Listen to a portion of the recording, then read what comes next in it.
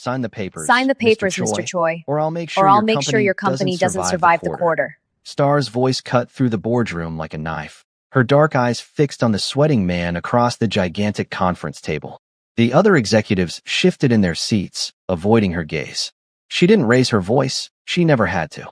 For years of clawing her way up from nothing had taught her that power whispered, it didn't shout. Mrs. Kim, please, Mr. Choi stammered, his fingers trembling as they hovered over the contract. Mrs. Kim, please. This deal, you're asking for 60% of our shares. That's fair, considering your company is hemorrhaging money and I'm offering you a lifeline. Star leaned back in her leather chair, her perfectly manicured nails drumming once against the armrest. You have 3 minutes to decide.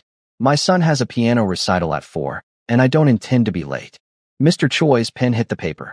Star allowed herself the smallest smile as she watched him sign away his company. Another piece added to her empire. Another step further from the woman she used to be, the one who'd been thrown away like trash. As the executives filed out, Min-jae appeared at her elbow, tablet in hand. The car is ready. Miho's teacher called to confirm you're coming. I wouldn't miss it. Star gathered her files, her expression softening at the mention of her son. Has there been any word from? Jin Woo's lawyer called again. 3rd time this week. Min-jae's jaw tightened. He wants to arrange a meeting.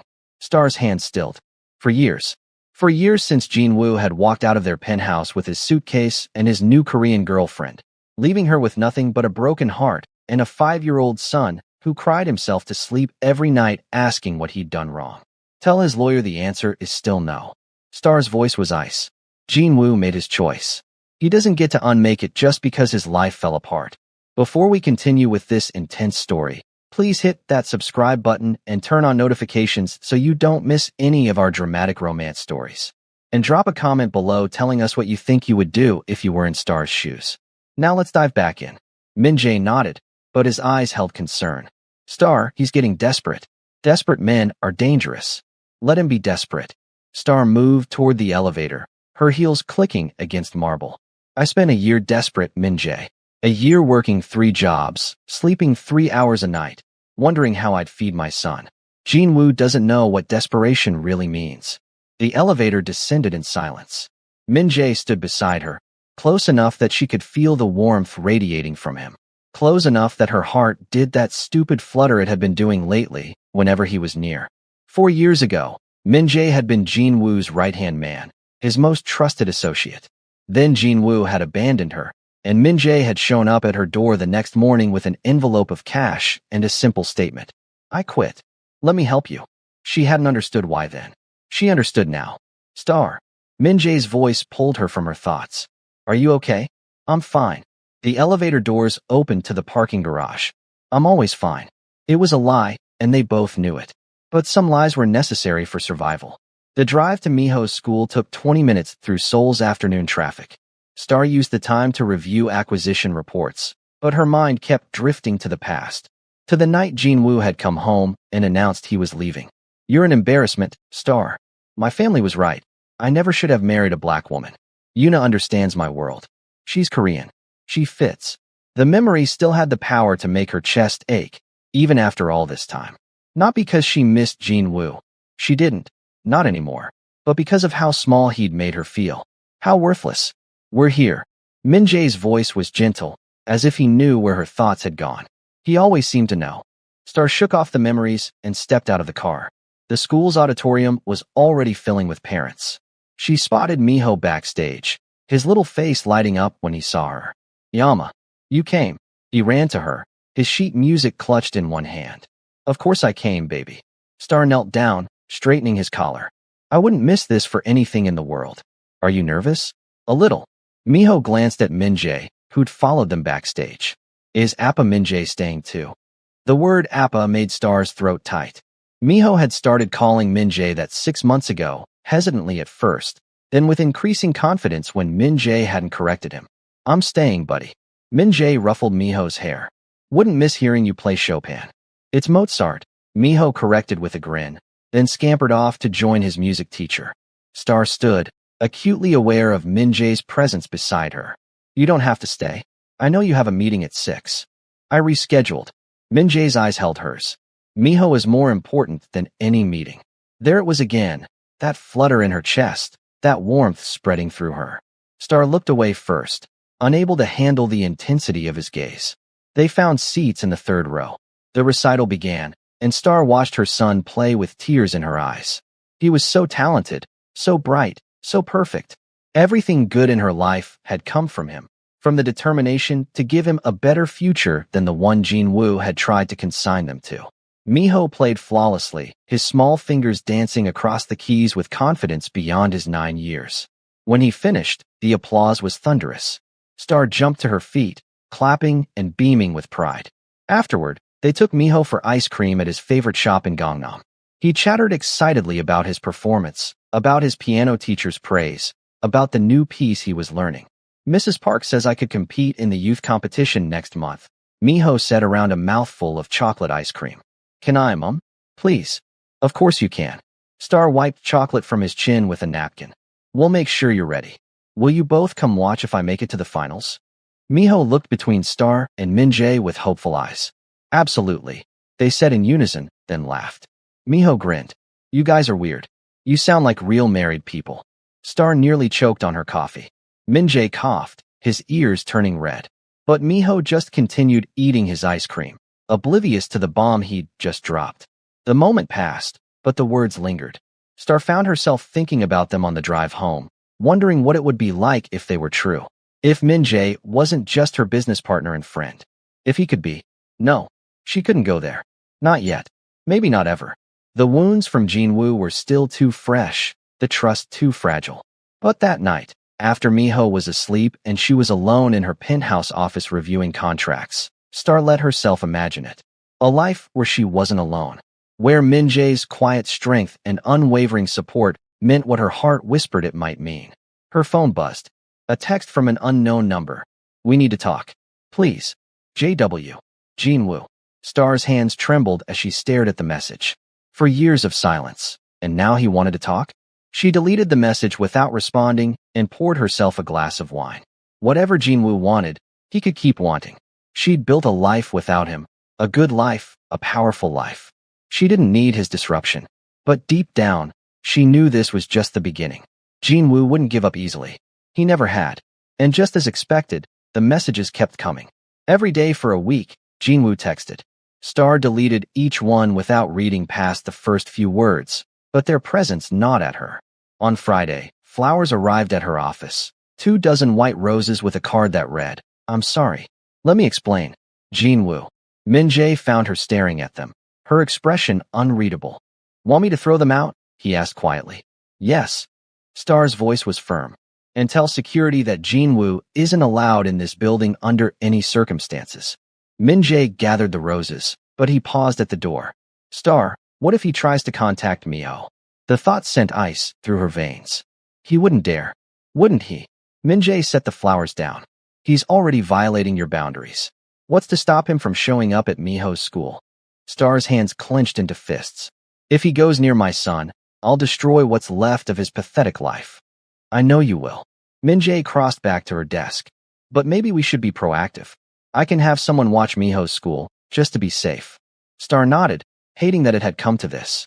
Hating that Jinwoo could still make her feel afraid.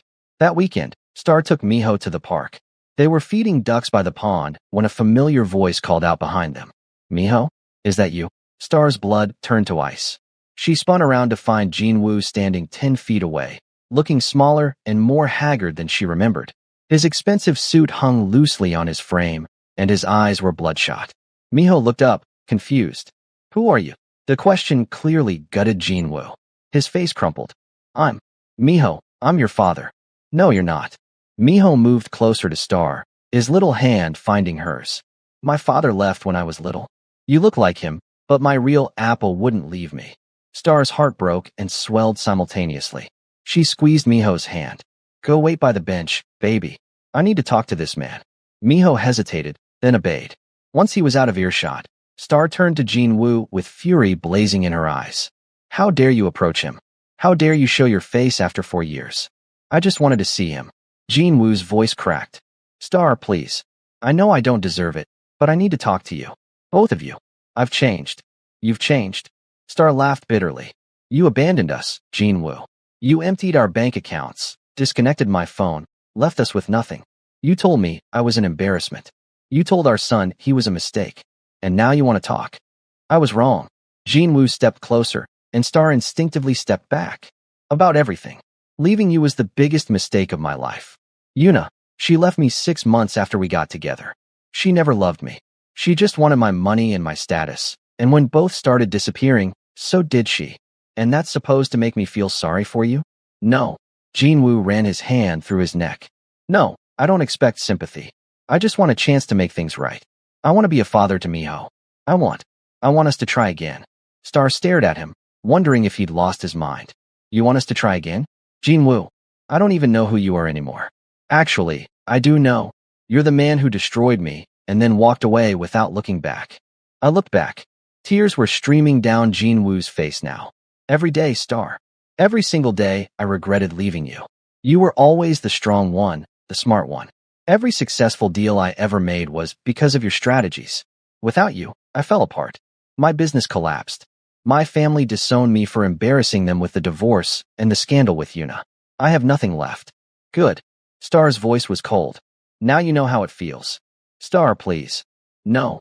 Star turned away. You don't get to do this.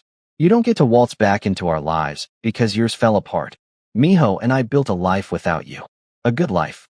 And I will not let you destroy it again. Just give me one chance to explain. I said no. Star's voice rose, drawing attention from other parkgoers. She lowered it, but her tone remained steel. Stay away from us, Kim Jinwoo. Stay away from my son. If you contact us again, I'll file a restraining order. She walked back to Miho, took his hand, and left Jinwoo standing alone by the pond. Her entire body was shaking, adrenaline and old pain coursing through her. Yama, are you okay? Miho asked quietly as they walked to the car. I'm fine, baby. Star forced a smile. That man, he won't bother us anymore. But she was wrong. That night, Jinwoo called 17 times. Star blocked his number. He created a new one and called again. She blocked that too. Then he started emailing, long, rambling messages about regret and second chances and how much he'd changed. Minjae came over after Miho was in bed, finding Star curled up on her couch with a glass of wine, her phone face down on the coffee table. He won't stop, she said without preamble. He's obsessed with the idea that we can just pick up where we left off, like the last 4 years didn't happen. Minjae sat beside her, close but not touching. Do you want me to talk to him? Make it clear that he needs to back off. No. Star shook her head. That might make it worse. You know how Jinwoo gets when he feels challenged by another man. He'll see it as a competition. Then what do you want to do? Star was quiet for a long moment. I want to forget he exists. I want to go back to 3 weeks ago when I was happy and successful and he was just a bad memory. But I can't, because he's everywhere now. In my phone, in my email, in my head. Minjae finally reached over and took her hand. His touch was warm, grounding. You're stronger than him, Star. You've always been stronger than him. He's just noise. He's Miho's father. Star's voice broke. What if he has legal rights? What if he tries for custody? He abandoned Miho for 4 years. He never paid child support. He has no case. But what if? Star. Minjae turned to face her fully, his hand still holding hers. I won't let him hurt you or Miho. I promise you that. Whatever he tries, we'll fight it together. We. The word wrapped around Star like a blanket. She wasn't alone in this. She had Minjae, solid and dependable, and always there when she needed him. Why do you do this? Star asked quietly. Why do you stay? You could have any life you wanted, Minjae. You're brilliant, capable, loyal. But instead you're here, dealing with my ex-husband drama and helping me raise a kid that isn't yours. Minjae's eyes softened. You really don't know? Know what? He opened his mouth to answer, then seemed to think better of it. It's late. We should both get some sleep. Big investor meeting tomorrow. Star wanted to push, wanted to make him finish that thought, but exhaustion was pulling at her. Yeah, you're right. Minjae stood to leave, but Star caught his hand. Thank you, she said simply. For everything. For being here. I don't say it enough, but I don't know what I'd do without you.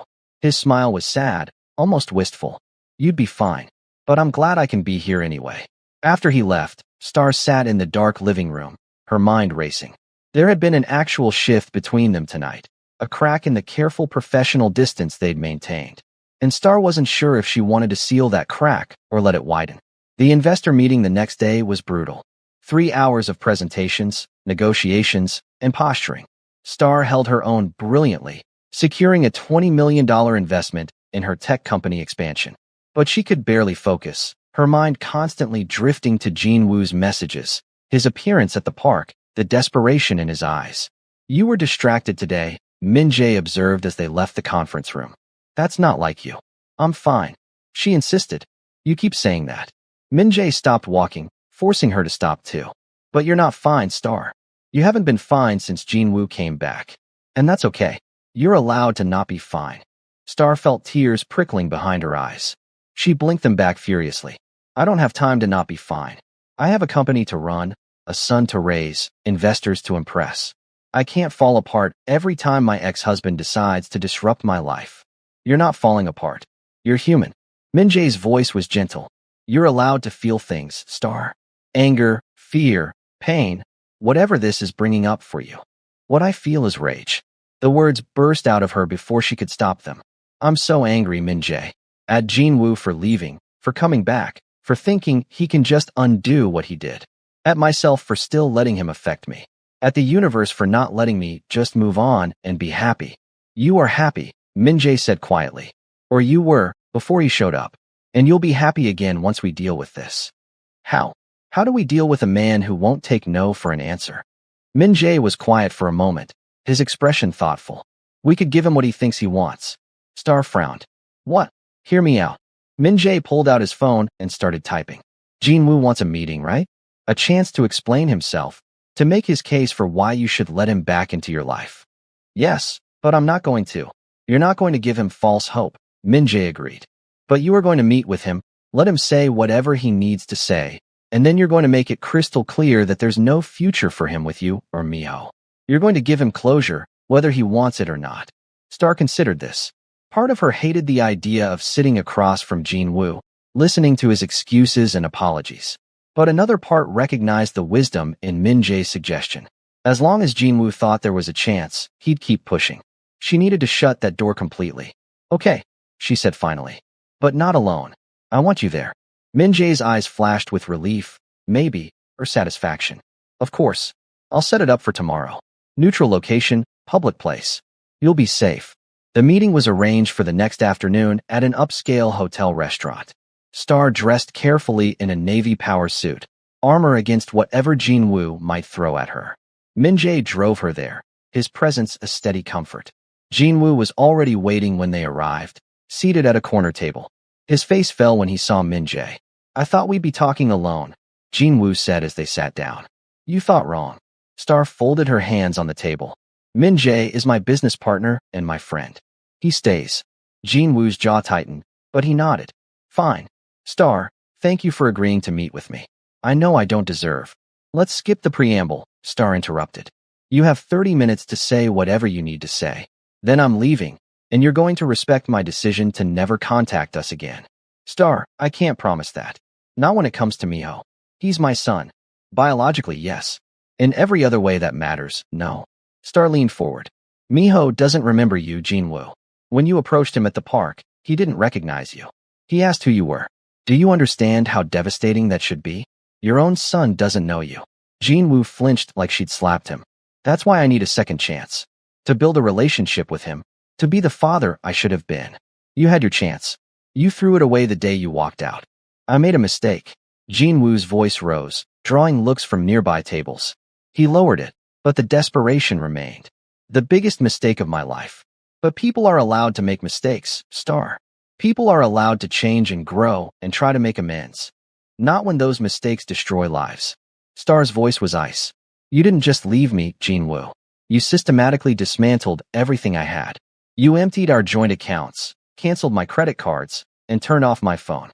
You sold the house without telling me. Do you know how devastated I was when the new owners said the house we both bought has been sold and they were giving us 2 weeks to move out? You left me homeless with a barely 5-year-old child. Do you know where we slept the first week after you left? In my car, because I couldn't afford a motel." Jin-Woo's face went pale. "I didn't know. You didn't care to know." Star's composure was cracking, years of buried pain rising to the surface. I had to beg for shifts at 3 different restaurants just to feed our son. I worked 18-hour days while Miho stayed with a neighbor I barely knew because I couldn't afford childcare. He cried himself to sleep every night asking why his father didn't love him and see him anymore. Every single night. Tears were streaming down Star's face now, but her voice remained steady. Min-jae's hand found hers under the table, squeezing gently. I'm sorry, Jinwoo whispered. Star, I'm so sorry. If I could take it back. But you can't. Star wiped her tears away impatiently. You can't undo 4 years of trauma and abandonment with an apology. You can't erase Miho's nightmares or my panic attacks or the way I still flinch every time someone says they love me because I'm waiting for them to leave. Then let me make it up to you. Jinwoo reached across the table, but Star pulled her hands back. I'll spend the rest of my life making it up to you and Miho. I'll do whatever it takes.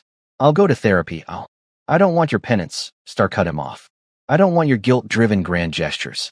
I want you to leave us alone so we can keep building the life we created without you. What life? Jinwoo's desperation was giving way to anger. The life where you let my former employee play father to my son? Where you parade around with Min-jae like you're some kind of family? Min-jae tensed beside her, but Star held up a hand. Min-jae has been more of a father to Miho in 4 years than you were in 5. He shows up, Jinwoo. He's there for every piano recital, every parent-teacher conference, every nightmare and scraped knee. He doesn't get to call himself Miho's father. Miho chose to call him that on his own. Because you poisoned him against me. I never had to. Star's voice was quiet but fierce. Miho came to his own conclusions based on who was there and who wasn't. Children are smarter than you think. They know who loves them. Jinwoo slumped backwards in his chair, the fight draining out of him. So that's it. You're just going to cut me out completely? You're not even going to let me try to build a relationship with my son. Star was quiet for a long moment, weighing her words carefully.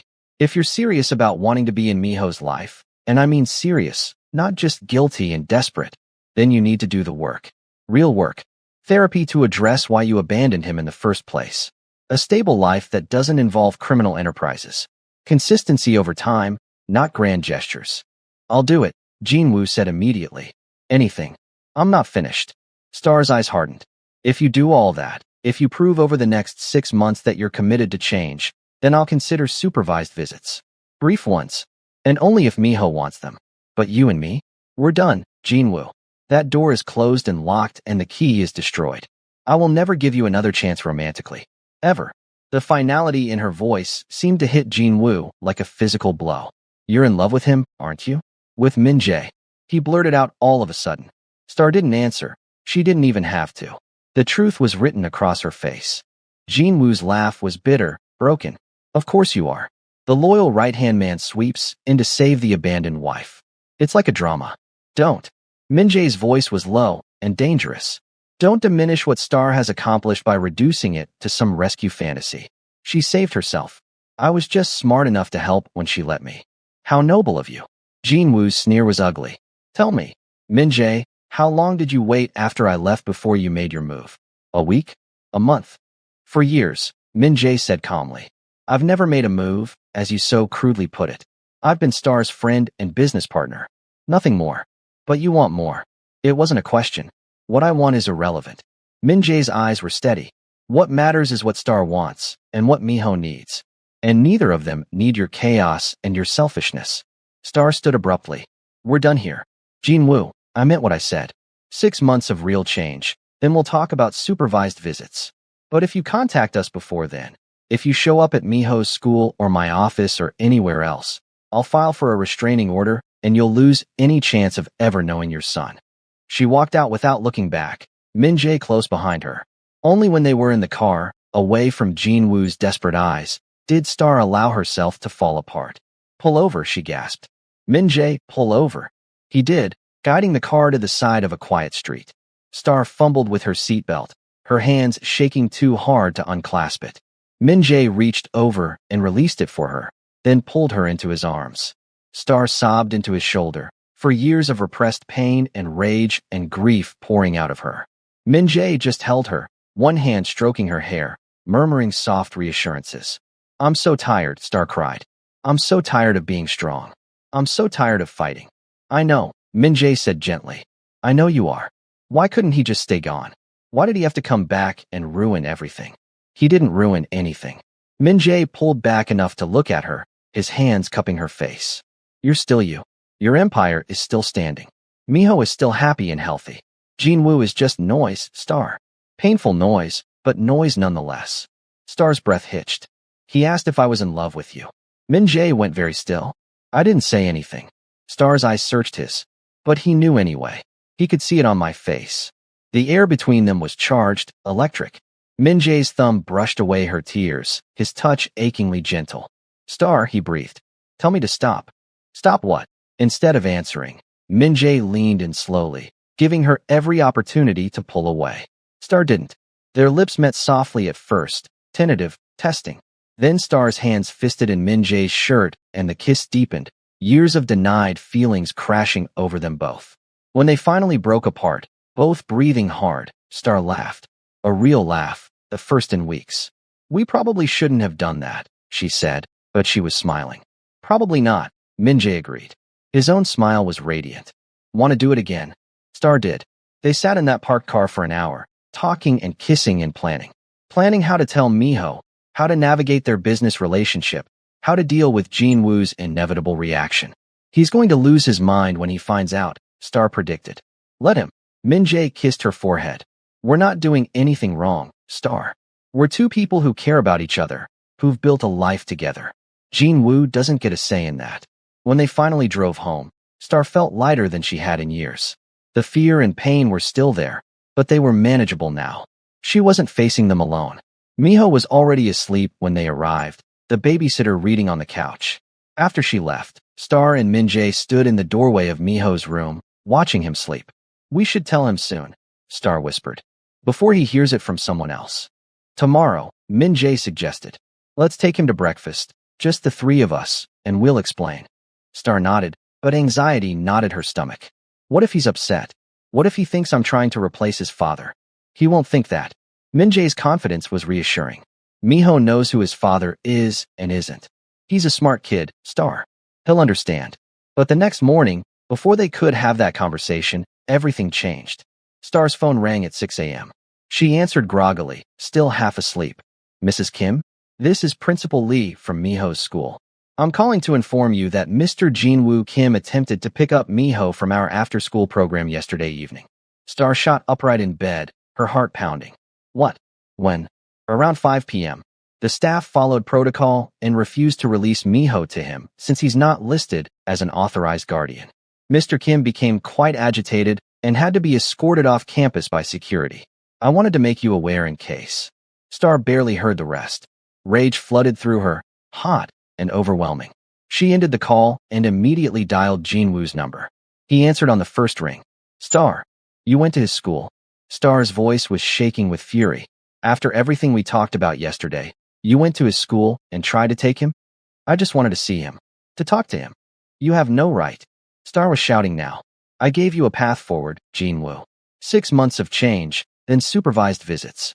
But you couldn't even wait 24 hours before violating that. He's my son. He's not. The words ripped out of Star's throat. He's not your son, Jinwoo. You gave up that right when you walked away. A father doesn't abandon his child. A father doesn't try to kidnap him from school when he doesn't get his way. I wasn't trying to kidnap him. I just wanted to talk. You're done talking. Star's voice went cold. Consider this your official notice. I'm filing for a restraining order first thing Monday morning. You are not to come within 500 feet of me, Miho, or any of our properties. If you violate that, I'll have you arrested. Star, please. She hung up and immediately called her lawyer, leaving a detailed message about what had happened and what she needed. Then she called the school and authorized additional security measures for Miho. Min-jae appeared in her doorway, his hair mussed from sleep. I heard yelling. What happened? Star told him, her hands still trembling with adrenaline and rage. Min-jae's expression darkened with each word. He's escalating, Min-jae said grimly. Star, this is serious. He's not thinking rationally anymore. I know. Star sank onto her bed. What if he tries again? What if next time the school isn't paying attention and he actually gets to Miho? That won't happen. Min-jae sat beside her. I'm going to hire private security. Someone to shadow Miho at school, to make sure Jinwoo can't get close. That's going to terrify him. Having a bodyguard following him around. Being kidnapped by his biological father would terrify him more. Min-jae took her hand. We'll explain it carefully. We'll make it seem like an adventure, like having his own special helper. Kids are resilient, Star. And it's only temporary, until the restraining order is in place and Jinwoo backs off. Star nodded, but dread settled heavy in her chest. This was spiraling out of control faster than she'd anticipated. They told Miho over breakfast, carefully editing the details to make it age-appropriate. Remember how we talked about stranger danger? Star began, cutting up Miho's pancakes. Well, we're going to have a friend named Mr. Park who's going to stay close to you at school for a little while, just to make sure you're extra safe. Miho's eyes went wide. Like a bodyguard? Like in the movies? Min-jae smiled. Exactly like that. Pretty cool, right? So cool. Miho bounced in his seat. Wait, why do I need a bodyguard? Is someone trying to hurt me? Star's heart clenched. No, baby. Nobody's going to hurt you. This is just a precaution because that man from the park might try to talk to you again, and we want to make sure you have help if he does. Miho's excitement faded. The man who said he was my father? Yes. I don't want to talk to him. Miho's voice was small. He made you cry, Mom. I saw you crying after we left the park. Star pulled her son into her arms. Oh, sweetheart. You don't have to talk to him if you don't want to. That's exactly why Mr. Park will be there, to make sure nobody makes you do anything you don't want to do. Okay. Miho hugged her back tightly. Yama, is that man going to take me away from you? The question broke Star's heart. Never. I promise you, Miho. Nobody is taking you away from me. Not now, not ever. After breakfast, while Miho was getting ready for school, Min-jae pulled Star aside. We need to talk about something else, he said quietly. About us. Should we still tell him today, or wait until this situation with Jinwoo settles down? Star considered. We tell him. He needs stability right now. Needs to know that his life isn't falling apart. And us being together, that's a good thing. That's stability. Min-jae nodded, relief evident on his face. Okay, after school then. We'll take him to the park, somewhere he feels safe, and we'll talk. But the conversation didn't wait that long. As they were walking Miho to the car, he suddenly asked, Are you and Uncle Min-jae married now? Star nearly tripped over her own feet. What? Why would you ask that? Because you kissed yesterday. Miho said it matter-of-factly, like he was commenting on the weather. I came downstairs to get water, and I saw you kissing in the hallway. So I thought maybe you got married. Star and Min-jae exchanged panicked looks. How much had he seen? How did he feel about it?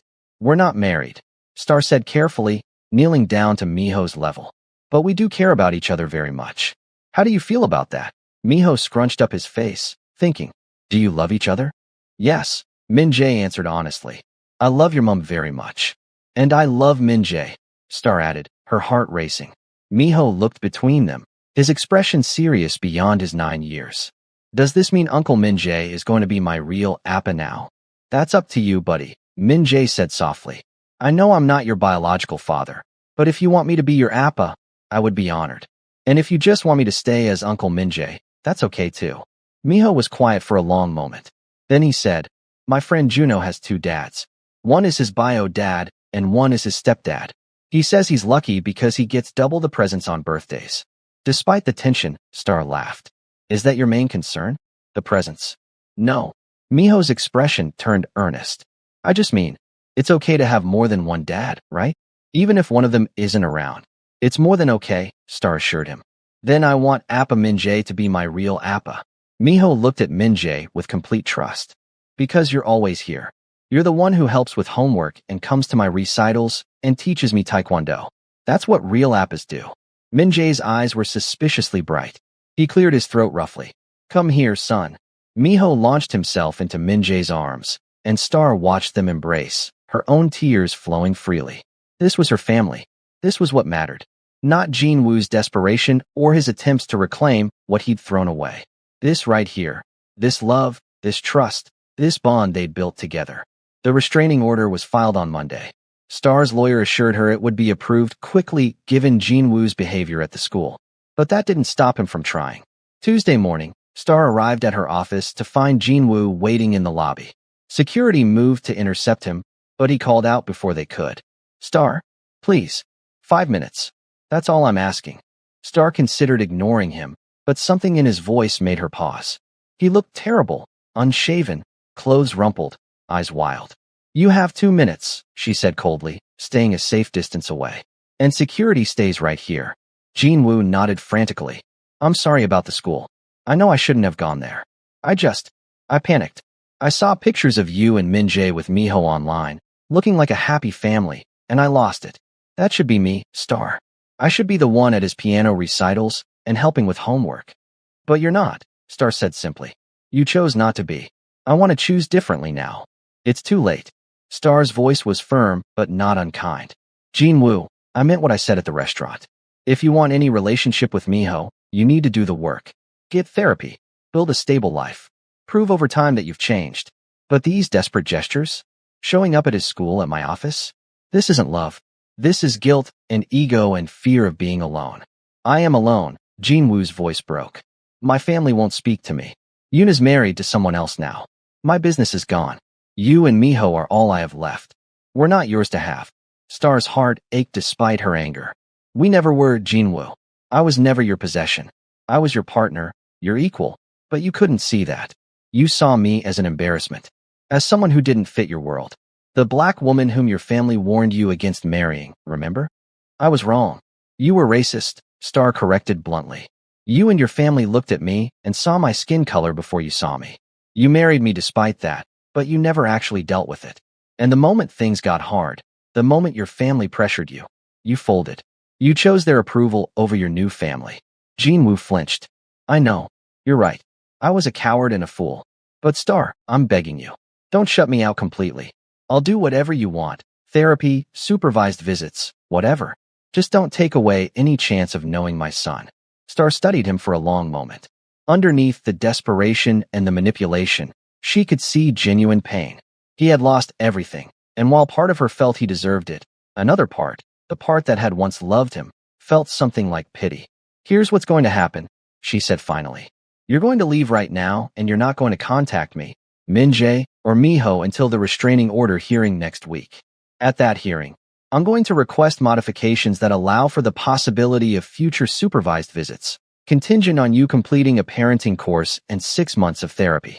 But, Jinwoo, if you violate this, if you show up anywhere we are, if you call or text or send flowers, I will push for a permanent restraining order and I will pursue termination of your parental rights. Do you understand? Hope flickered in Jinwoo's eyes. Yes, I understand. Thank you, Star. Thank you for giving me a chance. I'm not doing it for you, Star said quietly. I'm doing it for Miho. Because one day he's going to ask questions about his father, and I want to be able to tell him that I did everything I could to give you an opportunity to be in his life. What you do with that opportunity is up to you. Jinwoo nodded, tears streaming down his face. I won't let you down. I swear. Star watched him leave, then turned to find Min-jae standing in the hallway, having witnessed the whole exchange. That was generous of you, he said carefully. After everything he's done. It was strategic, Star corrected, though they both knew it was more than that. If I completely cut him off, he'll escalate. This way, he has something to work toward, something to focus his energy on besides harassing us. And if he actually follows through, if he does the therapy and the classes and proves he's changed. Star met Min-jae's eyes steadily. Then Miho will have access to his biological father in a controlled, healthy way. But it won't change anything between us, Min-jae. Jinwoo's not getting me back. That ship has sailed, sunk, and been salvaged for scrap metal. Min-jae's smile was relieved. Good. Because I'm not giving you up without a fight. Who says you'd have to fight? Star moved closer, lowering her voice. I'm exactly where I want to be. They kissed right there in the hallway, not caring who saw. Star felt free in a way she hadn't in years. Free from Jinwoo's shadow. Free from fear. Free to love and be loved without reservation. The restraining order hearing went exactly as planned. Jinwoo showed proof that he'd enrolled in therapy and a parenting course. The judge approved Star's modified request, granting a temporary restraining order but leaving open the possibility of supervised visitation in 6 months if Jinwoo completed his requirements. Mr. Kim, the judge said sternly, I want to be very clear. This is your last chance. If you violate this order in any way, you will face criminal charges and permanent loss of parental rights. Do you understand? Yes, Your Honor, Jinwoo said quietly. Thank you. Outside the courthouse, Star felt like she could finally breathe. It wasn't over, It wouldn't be truly over until Jinwoo either followed through or failed, but at least there was a structure now, boundaries that even he couldn't ignore without serious consequences. How do you feel? Min-jae asked as they walked to the car. Lighter, Star admitted. Like I've been carrying this weight for 4 years, and someone finally helped me set it down. You carried it yourself for most of that time, Min-jae pointed out. I just provided occasional support. You provided everything. Star stopped walking and turned to face him. Min-jae, I need you to know, these last 4 years, building my company, raising Miho, becoming who I am now, I couldn't have done any of it without you. Not because I'm weak or incapable, but because everyone needs someone in their corner. You've been in my corner since the beginning, expecting nothing in return. That's not entirely true, Min-jae said softly. I always hoped. One day, when you were ready. I'm ready now. Star took his hand. I'm ready for this to be real, for us to be a family officially. I'm ready to stop being afraid of being happy. Min-jae pulled her close, resting his forehead against hers. I've been ready since the day I met you. I just had to wait for you to see yourself the way I've always seen you. As the strongest, most brilliant, and most beautiful woman in the world. They were interrupted by Star's phone ringing. She glanced at the screen and smiled. It's Miho's school, probably calling about the science fair project. But when she answered, the principal's voice was panicked. Mrs. Kim, you need to get here immediately. It's Miho. He's fine. He's safe. But there's been an incident. Star's blood turned cold. What kind of incident? Mr. Jinwoo Kim showed up at the school again. He didn't try to take Miho this time. He stood outside the fence during recess, calling for Miho to come talk to him. Mr. Park, the security guard you hired, intervened immediately and the police were called. Mr. Kim is being arrested as we speak for violating the restraining order. Star's knees nearly buckled. Min-jae caught her, holding her steady as she processed the principal's words. Is Miho okay? Star asked, her voice shaking. Did he see his father being arrested? He saw some of it, yes. He's in my office now with the school counselor. Mrs. Kim, he's asking for you. I'm on my way. Star hung up and looked at Min-jae with devastated eyes. He couldn't even wait one day. One single day after the hearing, and he violated the restraining order. Then he's done, Min-jae said grimly. He just lost any chance of ever being in Miho's life. They drove to the school in tense silence. Star's mind was racing with worst-case scenarios. What had Miho seen? How traumatized was he? Would he blame himself somehow? When they arrived, police cars were still in the school parking lot. Star and Min-jae rushed inside to find Miho curled up in the principal's office, his little face blotchy from crying. Yama. He launched himself at her, and Star caught him, holding him so tight she was afraid she might hurt him. I'm here, baby. I'm here. You're safe now. The police took him away. Miho sobbed into her shoulder. They put handcuffs on him and everything. Mom, I know he's bad, but I still felt sad seeing that. Is that wrong? Star's heart shattered and mended simultaneously. Her son's capacity for empathy, even towards someone who'd hurt him, was both beautiful and painful. No, sweetheart, she said softly, stroking his hair. That's not wrong at all. It's okay to feel sad, even about people who make bad choices. It means you have a good heart. He kept calling my name. Miho continued, his voice muffled against her neck. He said he just wanted to say sorry. But Mr. Park wouldn't let me go near the fence, and then the principal came and the police came, and it was all so scary. Mr. Park did exactly right, Min-jae said, kneeling beside them. His job is to keep you safe, and that's what he did. Is my biological dad going to jail? Star and Min-jae exchanged looks over Miho's head. Probably, Star admitted. He broke a rule that the judge gave him.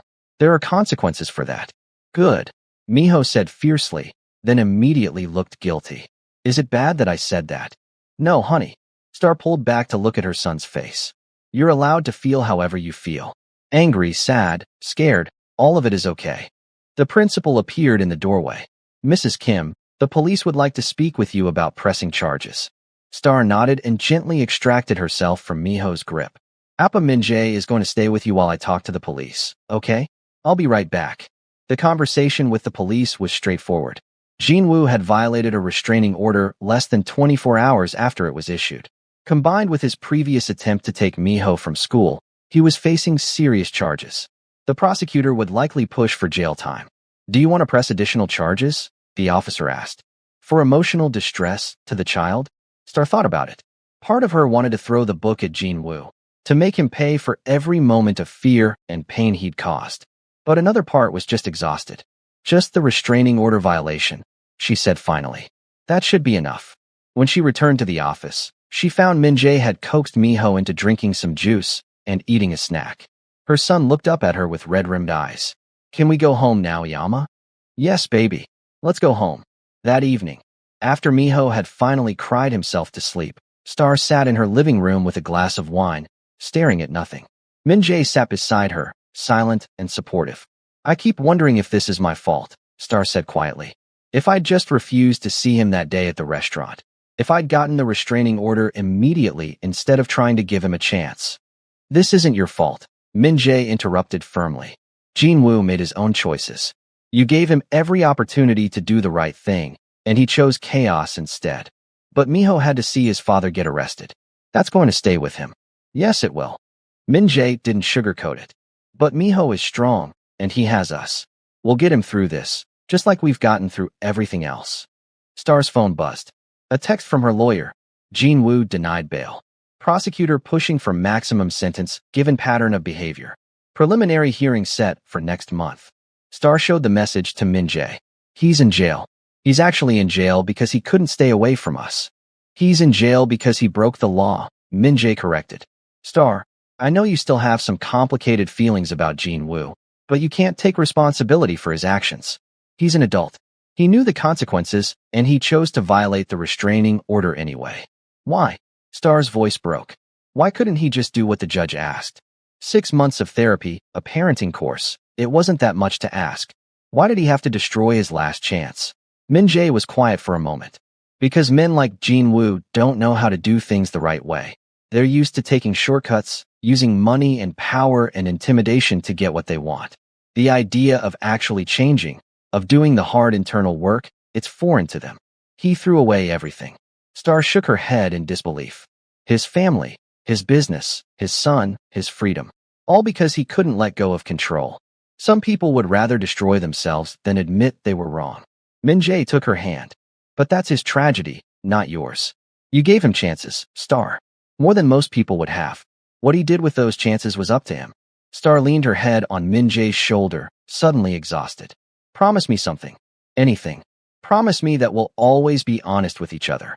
That if there's ever a problem between us, we'll talk about it instead of running away or making stupid decisions. Min-jae pressed a kiss to her forehead. I promise. Star, I'm not going anywhere. Not now, not ever. You're stuck with me. Good, Star whispered. Because I don't think I could survive losing someone else I love. The next few weeks were difficult. Miho had nightmares about police and jail, and Star had to field questions from concerned parents at school who'd heard about the incident. The media picked up the story, prominent businesswoman's ex-husband arrested for stalking, and suddenly Star's private life was public fodder. But through it all, Min-jae was there. He handled the press inquiries, coordinated with the school counselor, sat with Miho during the nightmares. He became the rock that Star's family was built on. One evening, about a month after Jin-woo's arrest, Star found Miho in his room drawing pictures. She sat beside him on the floor. What are you drawing, baby? Miho showed her a picture of 3 stick figures holding hands. That's you, that's me, and that's Appa Min-jae. We're at the park. Star smiled, but it faded when she saw another drawing. A stick figure behind bars with a sad face. Who's that? My biological dad, Miho said matter-of-factly. He's in jail because he made bad choices. The school counselor said it's okay to draw my feelings, so I drew him sad because I think he's probably sad in jail. Star's throat tightened. Do you feel sad about it too? Miho considered this carefully. A little bit. But mostly I feel safe now. Because he can't come to my school anymore or try to take me away from you. Sweetheart, he was never going to take you away from me. I would never let that happen. I know. Miho leaned against her. Yama? When Appa Min-jae becomes my real Appa, will my name change? Star blinked, surprised by the question. Do you want it to? I don't know. I like my name. But I also like the idea of having the same name as Appa Min-jae. Does that make sense? Perfect sense. Star hugged him close. We'll figure it out together, okay? As a family. That night, after Miho was asleep, Star broached the subject with Min-jae. He asked about adoption today. About changing his name to yours. Min-jae looked up from his laptop, eyes wide. What did you say? I said we'd figure it out as a family. Star sat beside him on the couch. Min-jae, I've been thinking, what if we made it official? All of it. Get married. Have you legally adopt Miho. Make what we already are in every way that matters legally recognized too. Min-jae set his laptop aside, giving her his full attention. Star, are you proposing to me? Maybe. Star felt her cheeks heat. Is that crazy? We've only been officially together for a few months. We've been together in every way but officially for 4 years, Min-jae countered. Star, I've been ready to marry you since the day I quit Jinwoo's organization and showed up at your door. The only question is whether you're ready. I'm ready. Star took his hands in hers. I'm ready to stop being afraid of happiness. I'm ready to build a real future with you. I'm ready for Miho to have a father who chooses him every single day, legally and officially. Min-jae pulled her into his arms, holding her like she was precious. Then yes. Yes to all of it. Marriage, adoption, the whole future together. They kissed, soft and sweet and full of promise. For the first time since Jinwoo had walked out 4 years ago, Star felt completely whole. The wedding was small and intimate, held in a garden overlooking Seoul. Miho served as ring bearer, beaming with pride in his smart tuxedo. Star wore a simple white dress, elegant and gorgeous. Min-jae couldn't stop smiling. Star's mother, who'd flown in from the States, cried through the entire ceremony. Afterward, she pulled Star aside. I'm so proud of you, baby, she said, cupping Star's face. You took the worst thing that ever happened to you and turned it into this beautiful life. You're stronger than I ever was. I learned from the best, Star replied, thinking of all the times her mother had faced racism and hardship with grace and resilience. The reception was joyful and loud, filled with friends from Star's company, Miho's teachers, and the few family members who'd supported her through everything. As Star danced with Min-jae, she caught sight of Miho dancing with her mother, both of them laughing. What are you thinking? Min-jae asked, following her gaze. I'm thinking that I won, Star said softly. Not because Jinwoo lost, but because I built this. This family, this life, this happiness. He tried to destroy me, and instead I became stronger than he ever was. You were always stronger, Min-jae corrected. You just finally got the chance to show it. The adoption paperwork was finalized 2 months later. The judge who presided over the hearing was the same one who'd handled the restraining order case. Mr. Kong, she said to Min-jae, you understand that by adopting Miho, you're taking on all legal responsibilities of parenthood? I do, Your Honor, Min-jae replied. It would be the greatest honor of my life. The judge turned to Miho, who was sitting between Star and Min-jae. Miho, do you understand what's happening today? Yes, Miho said clearly. Appa Min-jae is becoming my legal Appa, not just my real Appa. The judge smiled. And is that what you want? More than anything. Miho looked at Min-jae with complete trust and love. He's already my dad in my heart. This just makes it official. The judge's eyes were suspiciously bright as she signed the papers. Then it's my pleasure to grant this adoption. Congratulations to the Kong family. Outside the courthouse, they took a family photo, Star, Min-jae, and Miho, all smiling broadly. This photo would go on Star's desk at work, a reminder of what really mattered. That evening, they celebrated with dinner at Miho's favorite restaurant. He insisted on telling the waitress, today I got adopted by my Appa. My real Appa, not my bio dad who's in jail. The waitress looked confused but congratulated him anyway. As they ate, Star's phone buzzed with an email from her lawyer. She almost ignored it, but something made her open it. The email contained a letter from Jinwoo. He'd written it from jail.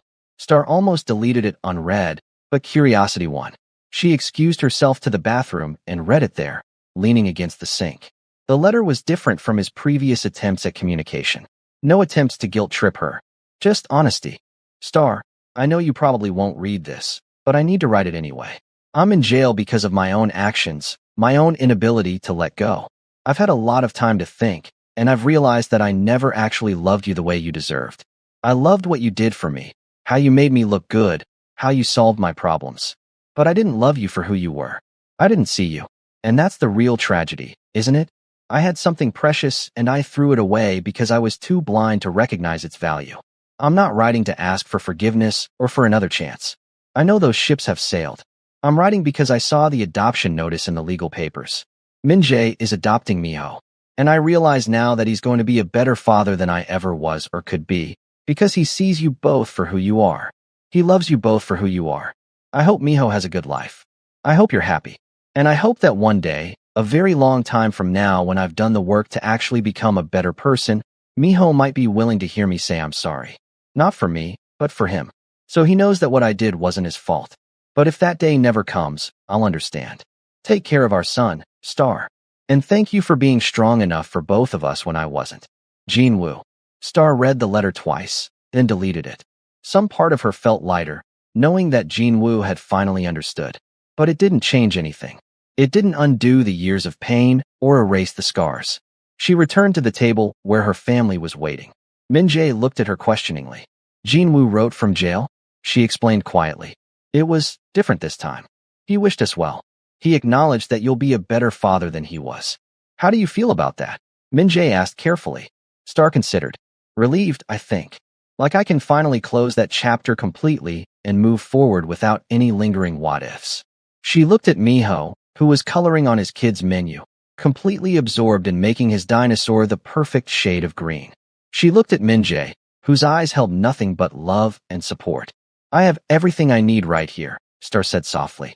Jin Woo's approval or acknowledgement or whatever that letter was supposed to be, I don't need it. I needed it 4 years ago when he left me broken, humiliated, alone, and desperate. But now I'm whole without it. Min-jae reached across the table and took her hand. You've always been whole, Star. You just had to believe it yourself. 6 months later, Star stood in front of the massive windows of her corner office, looking out over Seoul's glittering city. Behind her, her executive team was presenting the quarterly earnings report.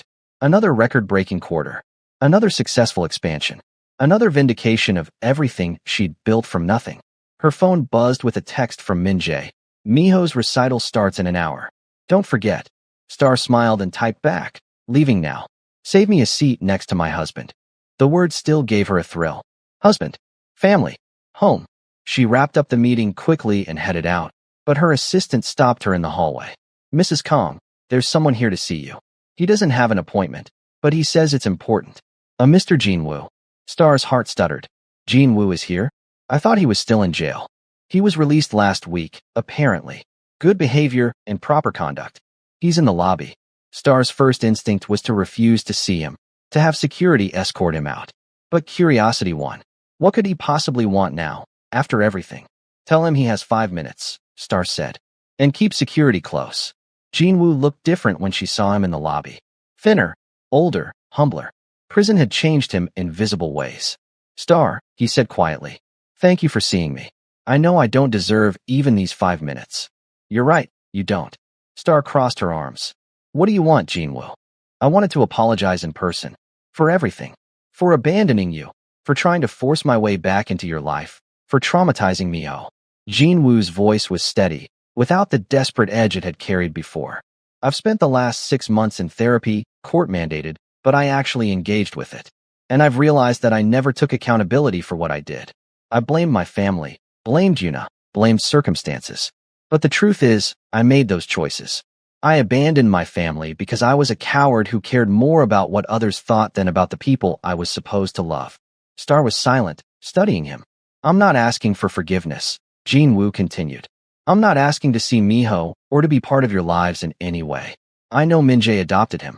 I know you're married now, that you've built a beautiful family without me. I'm just asking that you hear me say this. You were right. About everything. And I'm sorry that it took losing everything for me to understand that. Okay, Star said simply. I hear you. Is that all? Jin Woo looked surprised, like he'd expected more of a reaction. Ah yes, that's all. Thank you for listening. He turned to leave, but Star's voice stopped him. Jin Woo. He turned back, hope flickering in his eyes. I forgive you, Star said quietly. Not because you deserve it, or because what you did was okay, but because holding on to that anger and pain isn't serving me anymore. I forgive you so I can be completely free of you. Jin Woo's eyes filled with tears. Thank you. That's more than I had any right to expect. It is, Star agreed. And Jin Woo? Don't come back. Don't contact me, or Miho, or Min-jae. Live your life, make better choices, be a better person. But do it away from us. We've moved on, and you need to do the same. I will. Jin Woo nodded. I hope you're happy, Star. I hope Miho grows up knowing he's loved. And I hope Min-jae knows how lucky he is. After he left, Star stood in the lobby for a long moment, Processing. She felt lighter, like the last piece of unfinished business had finally been resolved. Jinwoo was gone, truly gone this time. She checked her watch. 45 minutes until Miho's recital. She needed to go.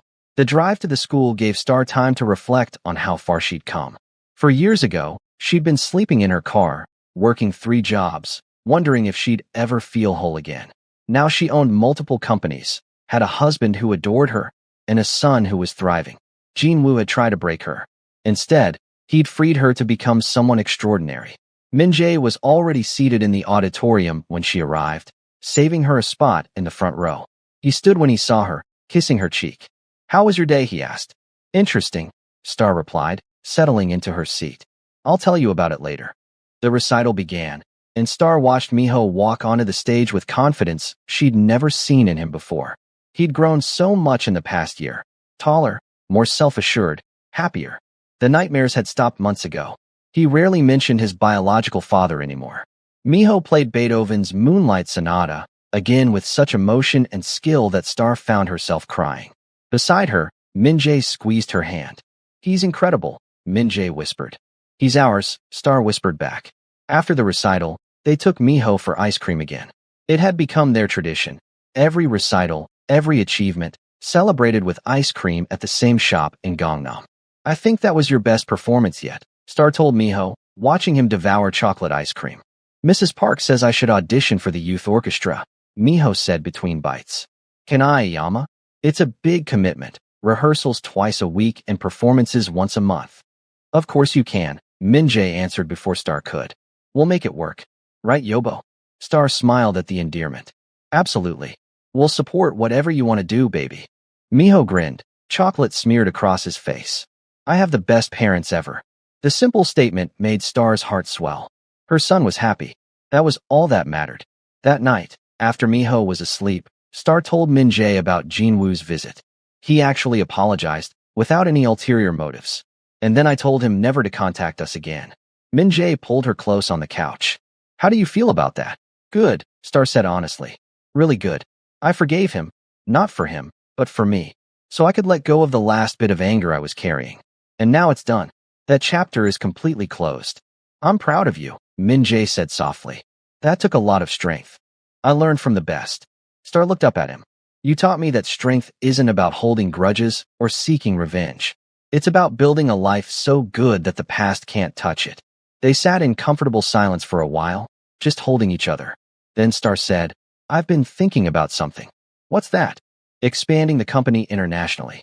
Opening offices in New York, London, and maybe Japan. It would mean more travel, more time away from home." Min-jae was quiet, and Star felt a flicker of anxiety. "Unless you think it's too much, I don't want to sacrifice family time." "Star." Min-jae interrupted her gently. "I think it's brilliant. You've conquered Seoul. Why not conquer the world? We'd have to bring Miho sometimes. He'd miss school. He's smart enough to keep up. And think of what an education it would be, seeing different countries, experiencing different cultures." Star relaxed into his embrace. "You really think we can do it? Manage a global empire while raising a 10-year-old. "I think you can do anything you set your mind to," Min-jae said. "And I'll be right there beside you, every step of the way." Star turned in his arms, looking at him seriously. "Do you ever regret it? Walking away from Jinwoo's organization, tying yourself to me when I had nothing? You could have had an easier life." "Easier, maybe," Min-jae agreed. "But not better. Never better. Star, you're the best thing that ever happened to me. You and Miho both. This life we've built. It's worth more than any amount of money or power or ease." "I love you," Star said simply. "I know I don't say it enough, but I do. So much it scares me sometimes." "Don't be scared." Min-jae kissed her forehead. "I'm not going anywhere. You're stuck with me for the rest of your life." "Good," Star whispered. "Because I plan to be with you for a very long time." 2 years passed in a blur of success and happiness. Star's company expanded globally, just as she'd planned. The New York office opened to massive success, followed by London and Japan. Star became a fixture in international business magazines, Forbes, Fortune, Bloomberg, all featuring her remarkable rise from nothing to everything. Miho, now 12, had joined the youth orchestra and was flourishing. He'd developed a love for languages and was learning Mandarin and French alongside his English and Korean. His teachers called him gifted, but Star and Minjae just called him theirs. One evening, Star was working late in her home office when Miho knocked on the door. "Mom, can we talk?" Star immediately closed her laptop. "Of course, baby. What's on your mind?" Miho sat in the chair across from her desk, looking unusually serious. "I've been thinking about my biological dad." Star's stomach clenched, but she kept her voice calm. "Okay, what about him? I know he's not in jail anymore. I know he apologized to you a couple years ago." Miho looked at his hands. "And I've been wondering, do you think he ever thinks about me?" Star's heart ached. She'd known this conversation would come eventually, but it still hurt to navigate. "I think he probably does," she said honestly. "But Miho, thinking about someone and being able to be a good parent to them are two very different things." "I know," Miho said quickly. "I don't want to see him or anything. I have Appa Minjae, and he's the best dad ever. Sometimes I wonder what he's doing now. If he's okay." Star moved around the desk and sat beside her son. "That's normal, sweetheart. It's okay to be curious about him. It doesn't mean you're betraying Appa Minjae or that you love him any less." "Really? Really?" Star pulled Miho into a hug. "You have room in your heart for complicated feelings about your biological father. That doesn't change the fact that Minjae is still your father in every way that matters." Miho relaxed into her embrace. "Thanks, Iyama. I just needed to know it was okay to wonder." "It's always okay to talk to me about anything," Star assured him. "No matter what." After Miho went to bed, Star told Minjae about the conversation. "He's growing up," Minjae said thoughtfully, "starting to process his past in more mature ways." "I know. I just hate that he has to process this at all. That Jin Woo's abandonment is something he'll always carry. But he's carrying it well," Minjae pointed out. "He's not angry or bitter. He's just curious, which is healthy. Star, we've done a good job with him. Look at how well-adjusted he is despite everything, and honestly, I think if he ever wants to see his biological father, he should be allowed to. We shouldn't prevent him from seeing him because of what happened in the past. You know, no matter the circumstances, the fact still remains that he is still his biological father." Star knew he was right, but the mother in her still wanted to protect Miho from every hurt, including the ones that were already there. 3 months later, Star received an email that made her pause. It was from a small nonprofit organization working with at-risk youth in Seoul. They wanted to know if she'd be willing to speak at their annual fundraiser about her journey from abandonment to success. Star almost declined. She didn't like talking about her personal life publicly, but something about the request resonated with her. She agreed, and the event was scheduled for the following month. The night of the fundraiser, Star stood backstage, more nervous than she'd been for any business presentation. This wasn't about quarterly earnings or expansion strategies. This was about opening old wounds and showing them to strangers. Minjae appeared beside her, straightening her collar. "You don't have to do this if you're not ready." "I'm ready," Star said, though her hands were shaking. "These kids, they need to know that their current circumstances don't define their future. If my story can help even one of them, it's worth it." She walked onto the stage to applause and stood behind the podium, looking out at the crowd. Young faces, old faces, hopeful faces, desperate faces. All of them looking to her for inspiration. "My name is Star Kong," she began, her voice steady despite her nerves. "And 8 years ago, I was sleeping in my car with my 5-year-old son, wondering if we'd survive." The room went silent. Star took a breath and continued. My ex-husband, had left us with nothing. He'd emptied our bank accounts, canceled my phone, sold the house without my knowledge, and left us homeless. He told me I was an embarrassment because of my skin color. He told our son that he was a mistake. And for a while, I believed him. I believed that I was worthless, that I'd never amount to anything without him. Star paused, looking at the young people in the front rows. But I was wrong. And he was wrong. Because here's what I learned. Rock bottom is a foundation. When you have nothing left to lose, you have everything to gain. When people tell you that you can't, you show them you can. When life tries to break you, you become unbreakable. She talked for 20 minutes, sharing her journey, the 3 jobs, the sleepless nights, the slow climb from nothing to everything. She talked about Minjae's belief in her when she didn't believe in herself. She talked about building an empire not for revenge, but for her son's future. "Today, I own multiple companies across 3 continents," Star said. "I employ over 1,000 people. I'm featured in business magazines and invited to speak at events like this. But none of that matters as much as this. My son is happy. He's healthy. He knows he's loved. And he understands that where you start doesn't determine where you finish. The applause when she finished was thunderous. People were crying, including several of the young people in the front row.